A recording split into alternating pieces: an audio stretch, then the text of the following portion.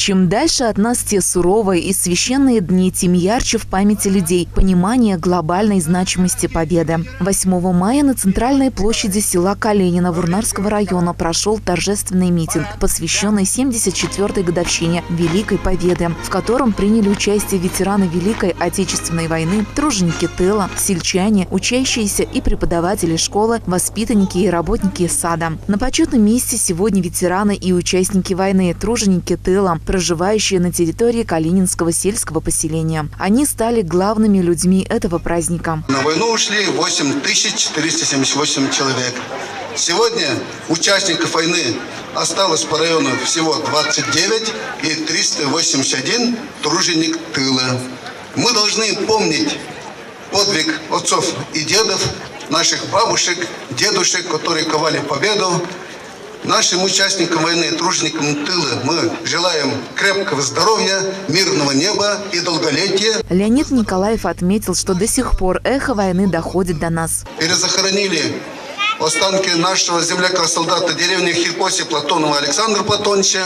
В этом году около города Ржев Тверской области также нашли нашего земляка, останки нашего земляка Лукина Николая Лукича, 21 года рождения, из села Рауши, останки которого перезахоронили мы вчера на родной земле. Через 77 лет он обрел покой в родной земле. Слова приветствия и поздравлений выразили глава Калининского сельского поселения Людмила Иванова, протоиерей отец Сергий, председатель товарищества офицеров Сыны Отечества, полковник Эрик Васильев и другие официальные лица.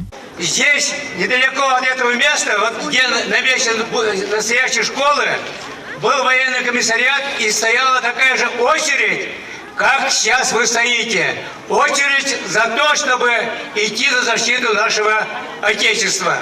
Многие из них, практически больше половины, сложили свои головы на поле сражения. Сегодня растет достойное поколение защитников нашего Отечества. То есть те, которые сегодня подрастают, они верны традициям участников и фронтовиков. После поздравлений все почтили минутой молчания тех, кто не вернулся с войны, оставшись вечно молодым в памяти и сердцах их близких и родственников.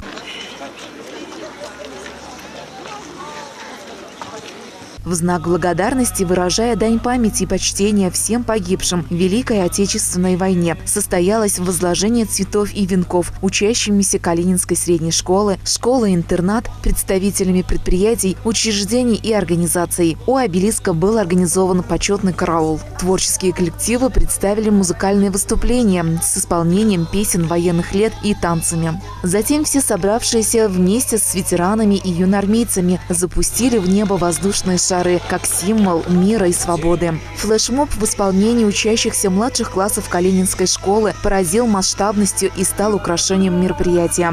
Плац-концерт уже старших классов стал одним из самых красочных моментов праздничного мероприятия. И в этот раз он был очень ярким и зрелищным. Акция «Бессмертный полк» стал продолжением мероприятия. Учащиеся держали в руках портреты своих родственников, участников Великой Отечественной войны. Ребята таким образом выразили свое бесконечное уважение и благодарность поколению победителей. В завершение праздника под победный марш по широкой площади села прошлись все участники парада. Мы склоняем голову перед подвигом всех ветеранов войны и труда. Храним вечную память в память героев.